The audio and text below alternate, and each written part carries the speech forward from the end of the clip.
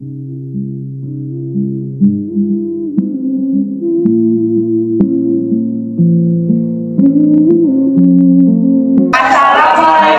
warahmatullahi wabarakatuh dan selamat pagi. Kami dari kelompok 1 akan mempresentasikan tentang Kerajaan Kalingga, Tarumanegara, dan Kerajaan Kutai. Saya Raffi Dayat akan membahas tentang geografis. Saya Sri Rahmadani akan membahas tentang sumber sejarah kerajaan. Saya Tasya Marika Purnia akan membahas tentang sistem pemerintahan kerajaan. Saya Nadia Azura akan membahas tentang kerubuhan dan peninggalan kerajaan. Selamat menyaksikan. Assalamualaikum warahmatullahi wabarakatuh. Saya Raffi Dayat akan membahas tentang geografis Kerajaan Kutai. Kerajaan Kutai diperkirakan terletak di daerah Marakaman di tepi Sungai Mahakam, Kalimantan Timur. Sungai Mahakam memiliki beberapa anak sungai. Daerah di sekitar tempat pertemuan antara anak sungai dengan anak sungai merupakan tempat pemahakaman dahulu. 1. Kerajaan Kutai. Sumber sejarah Kerajaan Kutai yaitu prasasti yang disebut dengan Yupa. Yupa merupakan batu tertulis. Yupa ditulis menggunakan huruf Pahlawa dan bahasa Sanskerta. Yupa dikeluarkan pada masa pemerintahan Raja Mulawarman. Raja Mulawarman dikatakan sebagai raja terbesar di Kerajaan Kutai. Salah satu dari Yupa tersebut memberikan informasi penting, yaitu tentang silsilah Raja Mulawarman. Assalamualaikum warahmatullahi wabarakatuh. Saya Nadia Azura dan di sini saya akan melanjutkan presentasi yang telah disampaikan oleh teman saya sebelumnya. Pembahasan selanjutnya saya akan bahas mengenai keruntuhan Kerajaan Kutai. Tewasnya seorang raja yang bernama Maharaja Dharmasetia pada suatu peperangan menandakan bahwa Kerajaan Kutai telah berakhir. Maharaja Dharmasetia tewas di tangan Raja Kutai Kartanegara yang ke-13 yang bernama Aji Pangeran Anum Panji Mendap. Untuk informasi, Kutai yang dimaksud adalah Kutai Martadipura, berbeda dengan Kutai Kartanegara, yang saat itu ibu kotanya Kutai Lama atau Tanjung Kuta. Nah, sejak tahun 1735, Kerajaan Kutai Kartanegara yang awalnya sang raja memiliki gelar pangeran diubah menjadi Sultan Aji Muhammad Idris, sehingga sekarang disebut Kesultanan Kutai Kartanegara. Selanjutnya yaitu peninggalan Kerajaan Kutai. Peninggalan Kerajaan Kutai yang pertama yaitu Ketepung Sultan Kutai. Ketepung Sultan Kutai ini merupakan sebuah mahkota peninggalan Raja Kutai yang terbuat dari emas, beratnya kira-kira mencakup 9,8 kg. Nah, sekarang mahkota tersebut telah diamankan di sebuah museum nasional Jakarta. Yang kedua yaitu kalung ucal Kerajaan Kutai.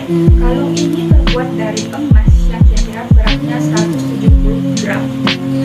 Nah, kalung ini telah ada hiasan liontin yang berkisahkan Ramayana.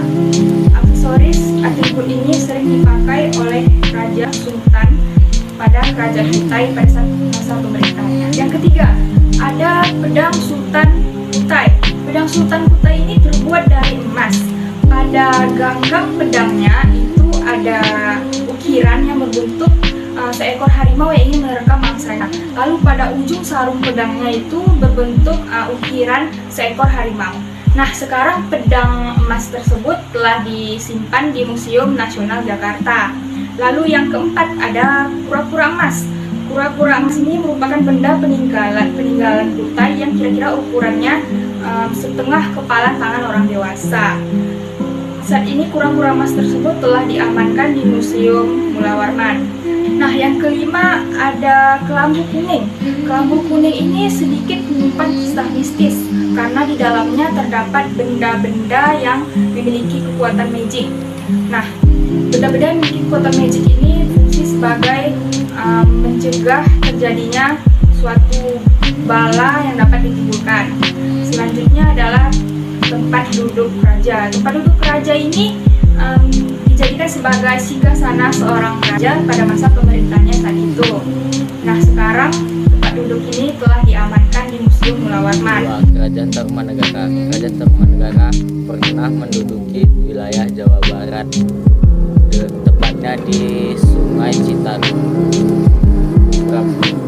Berbagai bukti menyebutkan kerajaan Tarumanegara merupakan kerajaan Hindu kedua setelah Kerajaan Kutai. 2. Kerajaan Tarumanegara. Sumber sejarah Kerajaan Tarumanegara yaitu berupa 7 prasasti batu. Nama prasasti batu tersebut adalah Prasasti Ciauruteun, Prasasti Jambu, Prasasti Kebun Kopi, Prasasti Muara Ciaten, Prasasti Pasarawi, Prasasti Cihiang, dan Prasasti Tugu. Dari prasasti tersebut diketahui bahwa Kerajaan Tarumanegara merupakan kelanjutan dari Kerajaan Selaka Negara. Saya Fasya Marita Aprilia. Di sini saya akan melanjutkan presentasi dari Sri. Saya akan membahas tentang sistem pemerintahan Kerajaan Tarumanegara. Dalam catatan sejarah, Kerajaan Tarumanegara adalah kerajaan Hindu yang tertua kedua di Indonesia dan didirikan oleh Raja Diraja Goro Jayasingawarman pada tahun 358 sampai 382 Masehi. Raja Jayasingawarman adalah seorang maharesi atau pendeta yang berasal dari India, tepatnya di Salangkayana. Raja Jayasingawarman mengungsi ke Nusantara karena daerahnya diserang dan ditaklukkan oleh kerajaan Mataram.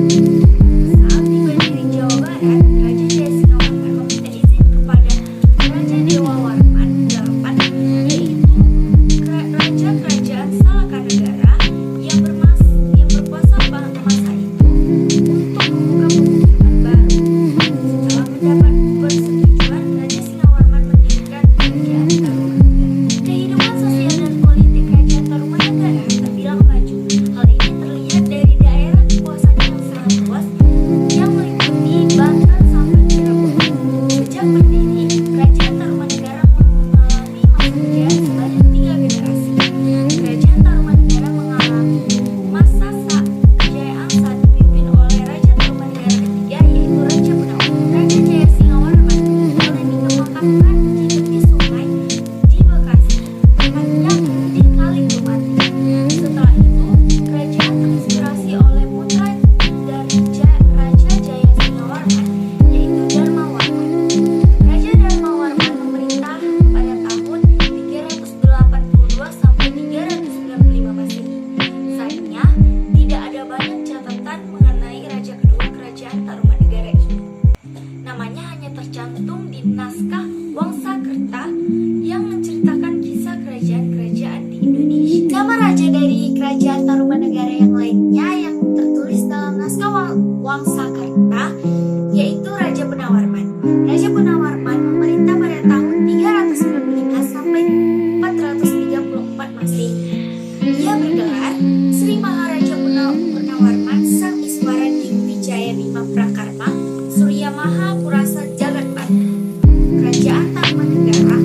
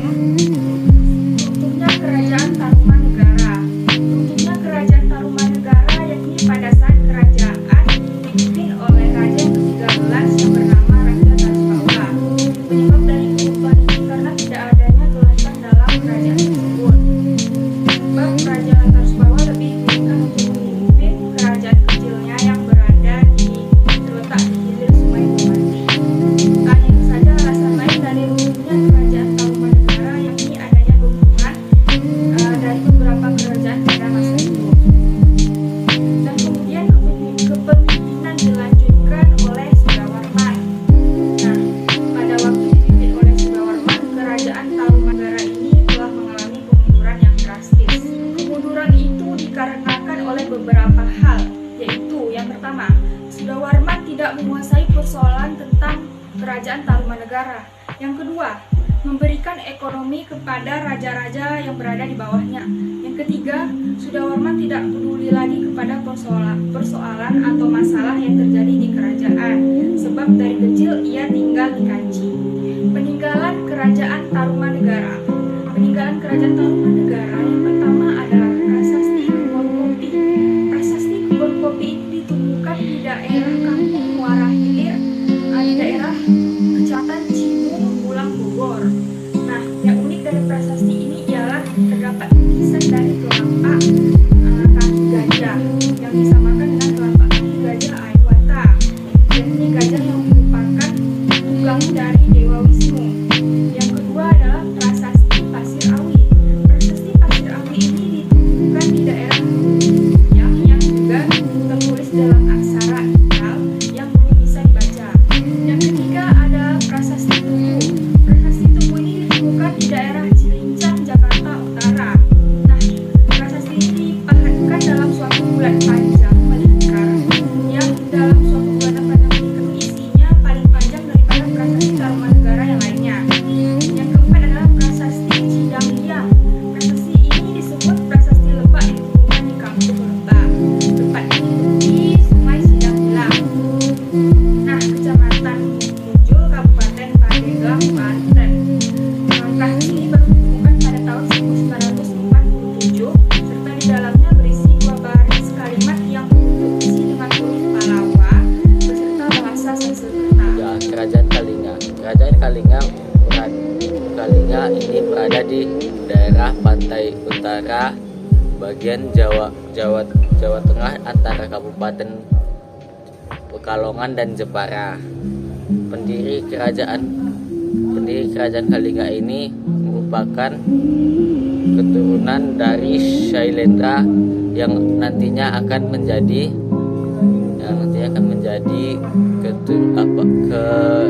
pemimpin Mataram kuno. Sekian dari saya, maaf apabila ada yang salah, mohon dimaafkan. Terima kasih. 3. Kerajaan Kalingga. Sumber sejarah Kerajaan Kalingga yaitu terdapat 2 sumber sejarah, yaitu sumber sejarah lokal dan sumber sejarah asing. Pada sumber sejarah lokal yaitu terdapat 2 prasasti, yaitu prasasti Tukmas dan prasasti Sojomerto. Pada prasasti ini mengisahkan asal muasal Wangsa Shailendra yang berkuasa di Kerajaan Mataram kuno.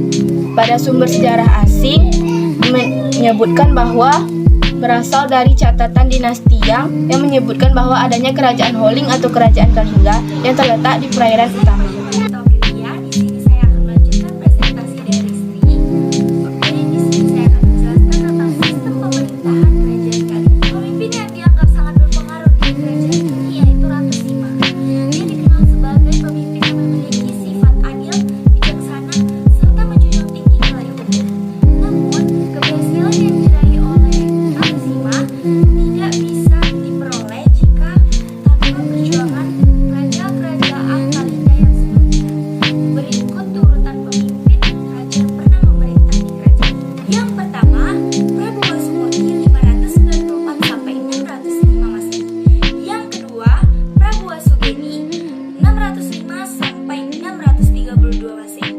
Yang ketiga, Prabu Wasudewa 632 sampai 652 Masehi. Yang keempat, Prabu Kiratasingha 632 sampai 648 Masehi. Yang kelima, Prabu Wasukawi 652 Masehi. Yang keenam, Prabu Kartikeya Singha 648 sampai 674 Masehi. Dan yang terakhir adalah Ratu Singha 674 sampai 695 Masehi. Semasa pemerintahan Ratu Sima, kerajaan Kalingga mencapai masa kejayaannya.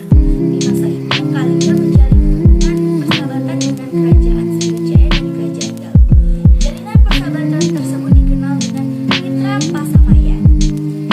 Hal ini yang melandasi ketiga kerajaan ini tidak saling menyerang dan akan saling memberi bantuan apabila salah satunya diserang. Nah, selain berhasil menjalin hubungan persahabatan dengan kerajaan Sriwijaya dan kerajaan Galuh, Ratu Sima juga berhasil mengembangkan kebudayaan, agama,